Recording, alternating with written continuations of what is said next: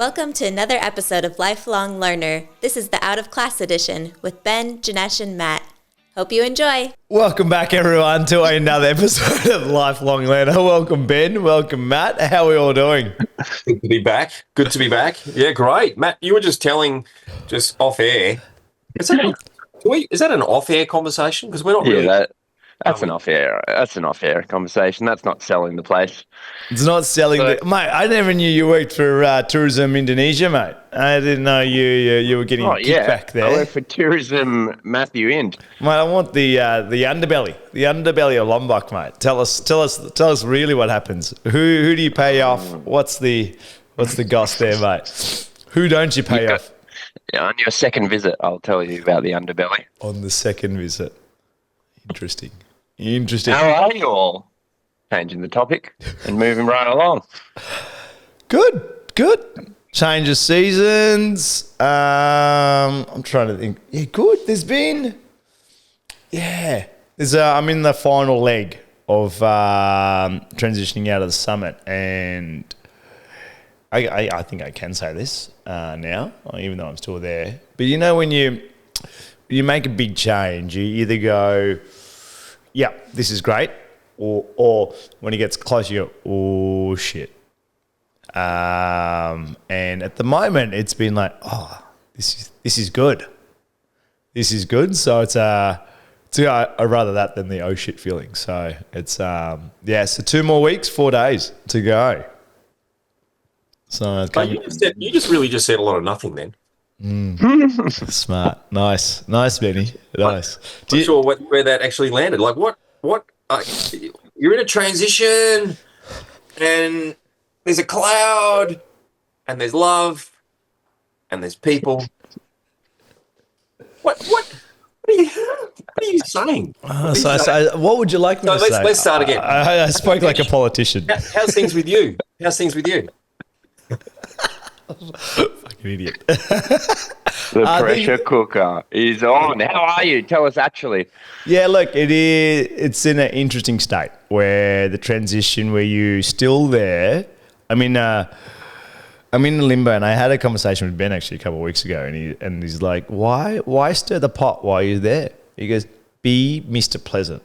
And that's been a pivotal conversation where be Mr. Pleasant, and it's like, do you want my opinion or not? And being okay either way, and that's been a game changer. Actually, I think it's brought ease, it's brought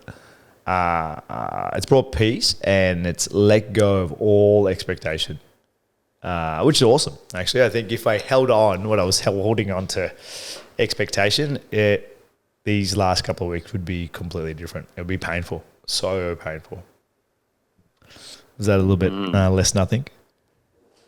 Yeah, that was better. That was way better. A little bit more vulnerable. So, mate, you've got a couple of weeks, and have you got something you've transitioned to? Can you talk about anything you're transitioning to? What's happening? There's still some balls in the air on that one, so I can't yet talk about that at the moment. Hopefully by the next episode I can. Yeah. So there's some irons in the fire, and it's interesting. There's a lot of uncertainty, and so I have a high threshold of uncertainty, and it's like bringing the certainty to that. So it's like you just don't know, and there's dominoes, and if this domino doesn't fall, if this falls, then you got to get all these others sorted, but you don't have time to get those sorted, so you got to get those sorted now. But you don't know if you're going to need to. So it's like it's a catch-22, but you just got to. It's the time to go all in, and you go, oh, I just need to get the other shit sorted, even if I don't need it, because you just won't have the time. Just timing won't allow it. So that's been a little bit of a challenge, because I'm like, oh, I'll do it when I need it, and I'm like, I don't need it yet, but that time frame when I need it might be a week. And processing times for certain things just aren't a week. So that's been, a little bit of a challenge for how I work. A little bit. You'll miss your analogy. Balls are in the air, I've got irons in the fire, and I've got dominoes falling. It's like, mate, as I said, mate. Your balls aren't in the fire and your irons aren't in the air. Mate, then you're all in shit. If your ball's in the fire, iron's in the air, mate, right, and you got no dominoes. Right? It's I've been taking like politician, learn how to talk like a politician, and you talk a lot but not about anything, and people are like, oh yeah, wow, yeah, I really understand that, and you're like, and then later they're like, what the fuck, like a magician, what just happened? Well, what did he say? He said nothing. My brain feels emptier than when I arrived. Exactly, but in the moment it felt very full. It's a skill, Ben. It's a skill. Yeah. I feel like that when you, for me anyway, and love to all the people who think differently than what I'm about to say, but the Deepak Chopras and those guys, That guru. Eckhart Tolles and those guys, where the universal energy will come down and provide love and warmth and the flow of and on it goes. That doesn't sound like Eckhart Tolle. I'm not talking about. That sounds like someone else. There's just a lot of energy flowing, and yes, and it's all proved by science. New age energy, quantum mechanics. There's all that. A lot of quantum. It's a lot of waffle. Yeah. A lot of waffle. Feel like you're in the quantum world, Janesh, at the moment. There's a lot of quantum physics. I would love to be in the quantum world. It feels very far from the quantum world. I'm not in the quantum world. Quantum those world dominoes you speak of aren't dominoes. They're two entangled particles that are simultaneously rotating. So you can just let go of your worries, Janesh, because the moment you thought it already started manifesting. True. That's exactly what I'm talking about. That's Eckhart Tolle. There you go. But then if I didn't think about it, that deadline's still coming. Yeah. So even if I don't manifest it, it's just going to appear suddenly. I have a question for you because, like you said, you have a high threshold for certainty. I also have a high threshold for uncertainty, and I know Ben does as well. And so it's always interesting when you get to that breaking point because you learn stuff about yourself. I'm wondering, what have you learned as you've been close to, you're outside the comfortable threshold for uncertainty. You're on the edge. You're probably getting some insight into what other people feel like. And I'm wondering, what's been a lesson from this large amount of uncertainty? And again, probably a conversation a few weeks ago with Ben, actually, where I was like, fucking Ben. The guru. Fixing everyone's problems. Save a few for me, mate. Call me anytime, Matty. I'm here for you, buddy. I think it was to bring certainty to what you can and do it really well, right? So nutrition and exercise, right? Nutrition and move the body. And like, I know I'm better for it when I do that. Even if I do a little bit and you just kind of like habit stack, right? And as soon as you let go of that, it's counterintuitive to do those things when there's a lot of uncertainty. And I think it's also with that is to truly believe. If you don't believe it's going to work, you can't bring certainty for people around you. And even if you don't have the answers. And I think that was like, control what you can control. That's what I learned. And it was easy to let go of that because I wasn't doing any of it. And everything made everything super overwhelming, didn't really believe in it, wasn't sure if I wanted stuff. And then was like, all right, get this stuff in order, head right a little bit, and then go, okay, great. And then as soon as you believe, everything just kind of gets a little bit easier. And then you bring certainty for the people, around you that have a lower threshold of uncertainty. And then you're like, okay, great. We're gonna find a way. You really do truly believe you're gonna find a way, and you will. But before that, it just was like, I don't know. It was kind of off. It was very quantum before. It was like, maybe not. But yeah. So that's probably what I learned is control what you can. And it's easy to let go of those things. Yeah. You mean when you're in uncertainty and you feel like you don't have any control, the things you can control, you let go of too. Yeah, and then just fucking shit gets worse. And you're like, oh, Yeah. okay. Yeah, and all what we do is we move to unresourceful things that will give us certainty. Alcohol, Cigarettes. cigarettes, Netflix, cigarettes, Netflix. Since when we don't do cigarettes? No one does cigarettes anymore, mate. I do cigarettes. He's in Southeast Asia, mate. Everyone's smoking. I'm sharing my problems. Right. You know, it's felt like an Cigarettes are just so third world.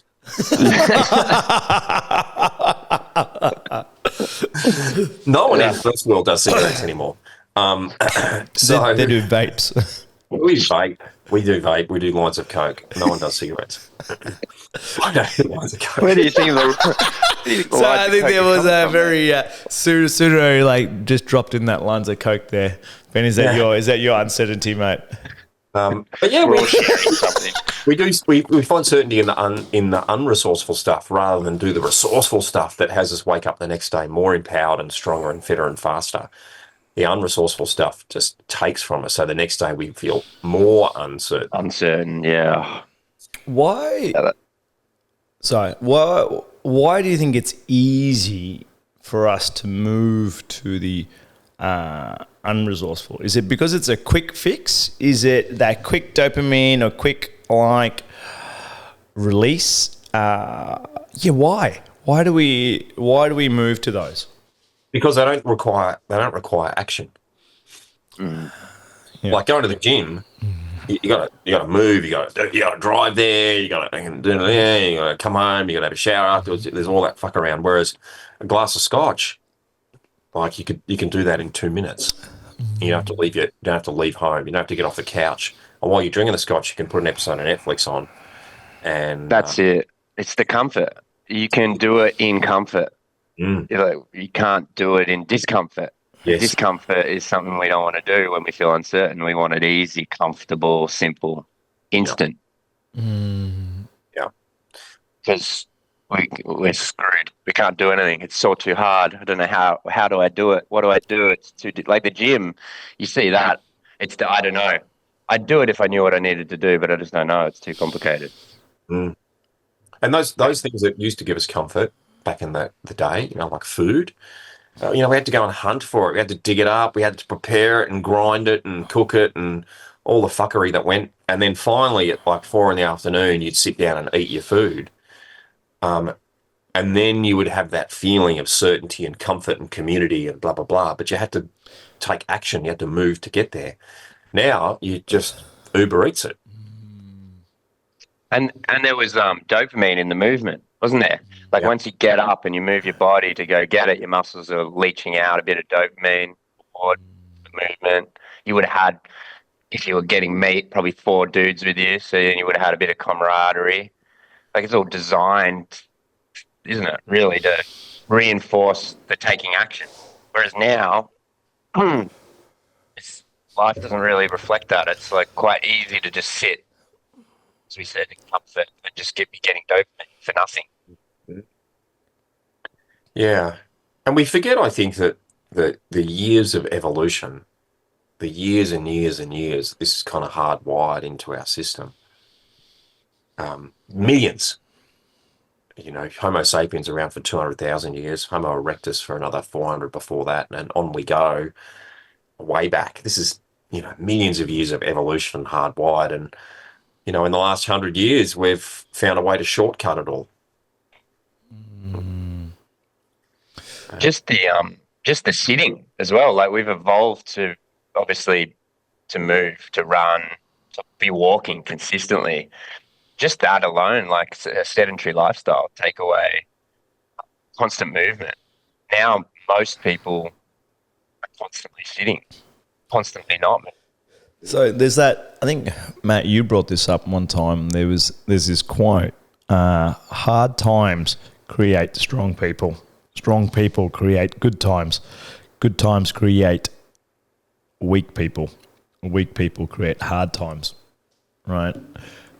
And I think what we've been saying, and we've said it a few episodes before this, this instant gratification. And off air, we were talking about this guy with his ice bath face thing in the morning, and what does he do, right? And all we see is his routine. That is sexy. It looks good.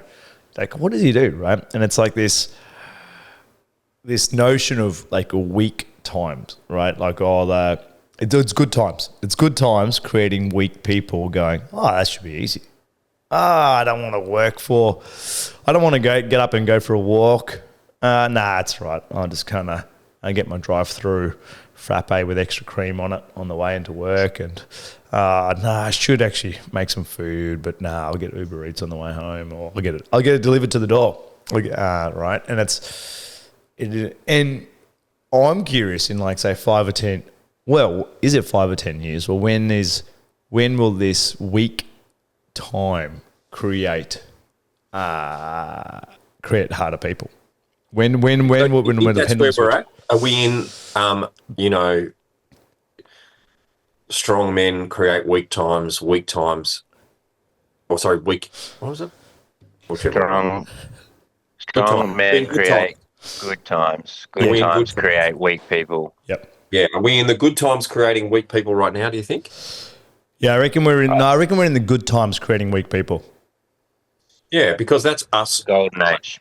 As a friend of mine once called me, a white privileged wealthy male. Is that because we're in the white privileged wealthy male category? What about if we were not that right now? Would we say it's good times? You know, if you're struggling to pay your mortgage, you just lost your job. I think that can exist in good times though. But if we think about it, like if you go back, I don't know, 1,000 years and think, look how kings were living, the richest people in society, you know, your emperors, they didn't have something you could just climb in with hot water at the flick of a button. They didn't have transport that can take them from here to another country in 6 hours. You know, they didn't have the thing that landed Apollo 11 on the moon in their hand. I reckon we're in that time frame. The comfort that we have, you know, like I've got a pretty cost-effective living room, but it's fluffy, soft cushions and comfy beds. I reckon we might be in that time. What do you reckon, Benny? Because you got your life situation, and then you've got like the time Society. Life we're in. Yeah, but I think it's also there's just taking into account the comment you said there, Ben, that we're like us three are quite privileged, right? We've got it pretty good, right? We have got it pretty good. And the ones that potentially don't have it good, then maybe we just don't hear about it as often. Is there a rollover mentality of going, okay, is what it is. Woe me. Things are tough.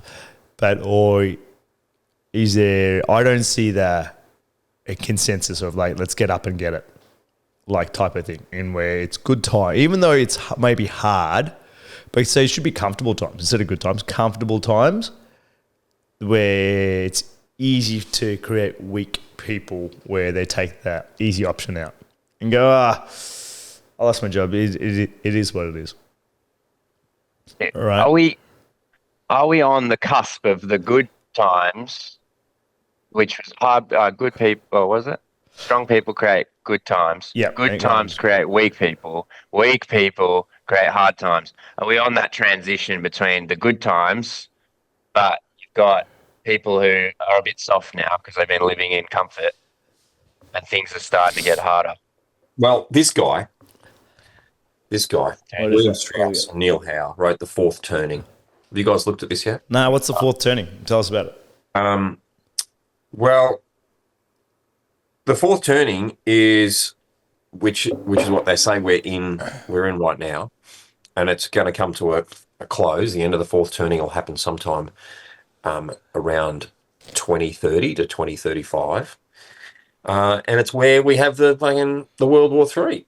It's where we have the massive civil war. It's where it just gets really messy, and he's saying that right now things are getting a bit messy. There's a lot of political unrest. There's division. So the fourth turning is where we become more and more divided as a society until it eventually It explodes. There's the big explosion, whatever it might be, World War, Civil War. And then out of all that disaster, we come together as a community back into the first turning again. And the cycle takes a human lifetime. So it's about between 70 and 80 years. They're roughly 20 years-ish between each cycle. And we're in that fourth turning, and we're coming to the end of the fourth turning. And Do you think it? Do you think it will be, because obviously World War One, World War Two, very very physically, from a proximity perspective, like they were physical wars. You hear people talking about the World War Three not being a physical war with troops on the ground and tanks and airplanes and the land, or a war of information, so captivating people's attention, using information to pull people apart, to create silos of people that can't connect. Just similar principle, fight and conquer, but it's not something tangible that you can see. It's a war of information. Do you think it's going to be like that, with bringing in AI, or do you think it would be a physical war? Is he alluding to that in the book, or? Yeah, a physical. Really? Because ultimately, it's we're wanting to possess, and it's stuff, it's land, it's resources. It might be communities, it might be workforces that we need to possess, but we need to physically control that. So yeah, it's a war, but the war is different. Like we're seeing, Russia, Ukraine. That there's soldiers on the ground, but it's a drone war. There are still people getting killed and there's soldiers on the ground, but it's a different type of war. It's interesting. And the fourth turning was written before the fourth turning. So he wrote this at the end of the third turning. That's interesting. Saying, hey, this is what's coming. We're moving into the fourth turning, and it's playing out. This is a lot of the people that predict future events, it's pattern recognition, isn't it? Like there's patterns, like you said, there's a cycle of things. Like, you have one war and then it seems to repeat itself. Like this happens in individuals' lives. Like if you don't learn a lesson, you repeat it until you learn it. Like I remember being in relationships going, how am I here again? Like this person looks different, but it's almost exactly the same circumstance. And I'm just like, how did I do this? Like, and there was always a choice. I remember there being like a fork in the road. And naked in a hotel room. And Matt, and then for the record, paying by the hour. Right, Matt goes, they look different, very fucking slightly. Matt has a very particular type, and always we're very. I'm like, is this the same person? Because she is a bit of a bitch, and she looks very similar. And Matt says they look different, but no, you had a type, mate. You had a type. But that was just my experience of like repeating cycles, right? Mine was in relationships, and for everyone else, it must have been clear. They're like, "What is he doing?" But that's where a lot of my growth came from: making mistakes and dating the wrong people and just hurting myself. But you see it in other people have mental health. Like just can't get to the gym. This cycle of they'll go to the gym and then they fall off again, or Why do we do it? Why do we do it? Why do we do it? Why do we do it? Why do we repeat history? We don't learn from our mistakes. Yeah, why don't we learn? Live the same even though reality? that lesson caused us a world of pain, right? This fourth turning causes a bunch of people a world of pain. Why don't we? And I say that because I actually don't know, because I do the same thing. But I'm like, why don't we? You like metaphors, don't you, Janesh? Because you were spouting heaps of them before. Hit me. One just sprang to mind. So knowledge is knowing that a tomato is a fruit. Wisdom is not putting it in a fruit salad. Oh. Oh, mate.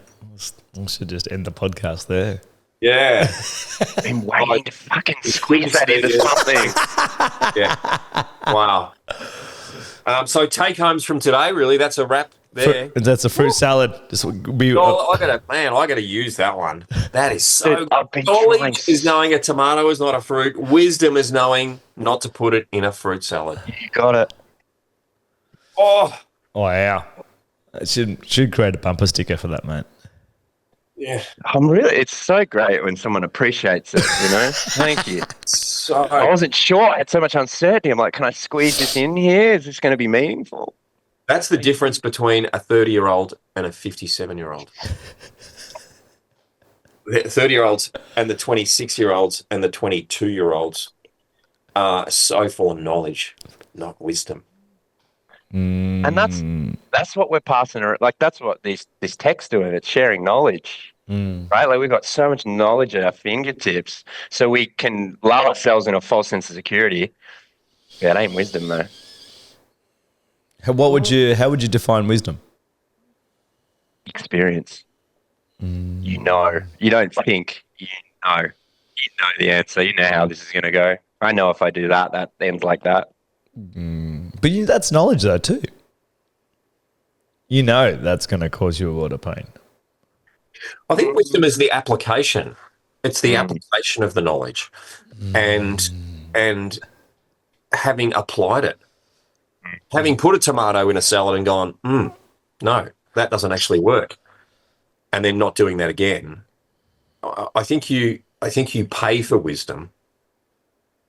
You know, there's a you got to pay in pain and time, and you know, you're wise about dating. You could give people dating advice, Matt. Yeah. Because you've got thought about that. Yeah, I talk to people about that in coaching, that often the thing that they come to, suffering and pain, like helping people realize the thing you struggle with is part of your prize. That's the thing you can help other people with because you intimately know it. You've been in the darkest place. You've struggled with those thoughts. So as you pull yourself out of that, then you become a leader in that thing. So if you're horrible at dating and you can get to a place where you can date healthily, it's valuable. Yeah. I Like think that's unis too. Unis give you wisdom. Sorry, unis give you knowledge. Yeah. You go to uni, you come out with a heap of knowledge, but not the wisdom of the application of that knowledge. See, but travel gives you wisdom, right? Because you're going to have to apply it, right? Yeah, so, and you work out what works and doesn't from your experience. Just because you read it in a book doesn't mean this shit works. Yeah, you're going to have to. That saying of like knowledge is power, I think is bullshit. I think knowledge is not power unless if you don't use it. No, that's not the saying. The saying is, I hope everyone's writing this down. We're full of At home, analogies listeners, today. there's dominoes, there's balls in the air. We should charge for this episode. We should put a price tag on this There's episode. tomatoes, and then this one is knowledge is not power. It's the application of knowledge that is power. Which is wisdom. People know that you've got to cut your calories to lose weight. That's knowledge. The application of that is what is powerful. The actual not eating, the actual cutting of your calories, that is powerful. And so a lot of people graduate with knowledge, but they've never applied it. That's where power, that's where wisdom comes in. Yeah, the wisdom is the result of the application, right? Because then it either reinforces it with a deep, we could say belief, but I think of it as knowing. Like when I know something's true, there's no uncertainty there. If we're going back to the quantum world, the moment I know it's real, it is. But if you doubt it, then you might end up with a different circumstance.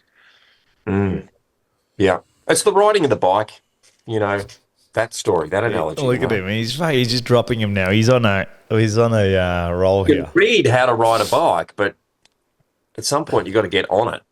And it's not until you get on it that you learn about the balancing and the falling offing and, don't go into the gutter and, watch out for the tram lines and blah, blah, blah. That then produces the wisdom so that when you're riding along with your family and you go, hey, guys, just, careful of the gutter on the left, make sure you stay on the right-hand side, whatever it is, that's the application.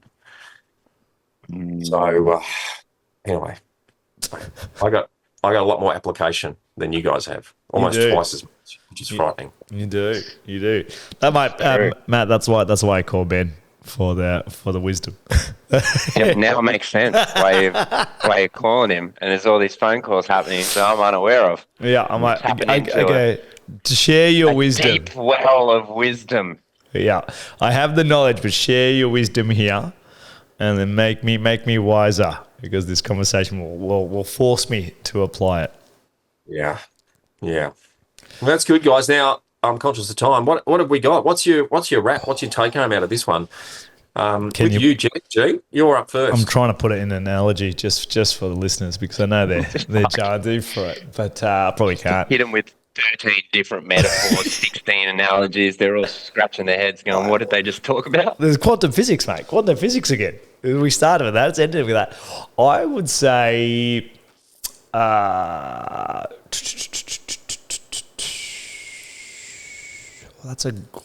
you kind of stumped me now.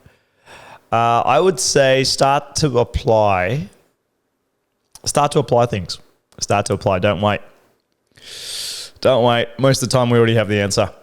And you know what to do. You just either choose not to or you don't want to for a reason. So I would, start to apply what you already know, and don't let perfect get in the way of better. In terms of, we usually don't apply because we don't have all the answers. But you're never going to have all the answers. You just never will. So I would start applying what you already know, and then you'll start knowing more along that journey to apply more. And then you become wise. Good one. Nice. So, and there was a quote in there that was, don't let perfect get in the way of better. Good. Mm-hmm. So you do need to add a quote in, Matt, just with whatever your wrap up is. There needs to be a quote in there of some kind. Benny, do you want to go first?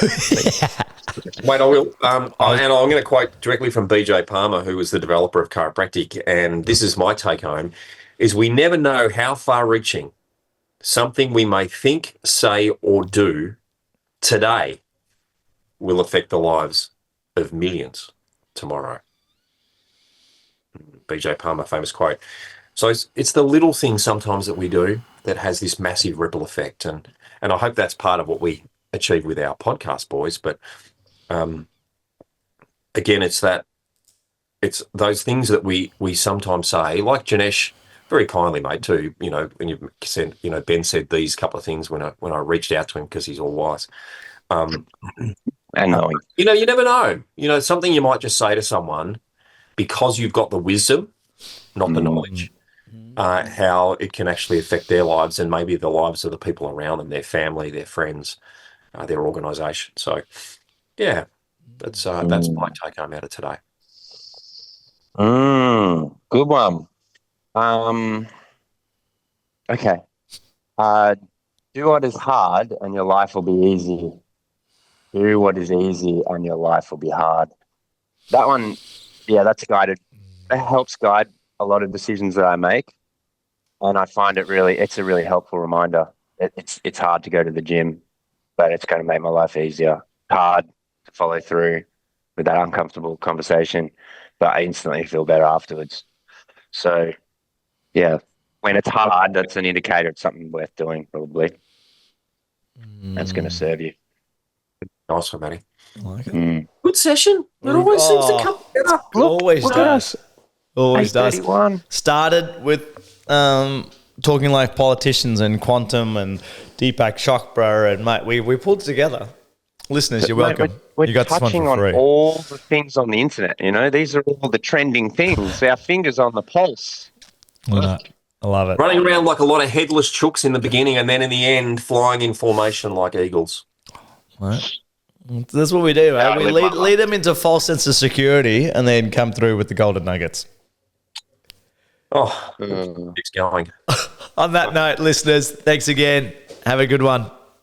See you, boys. Cheers.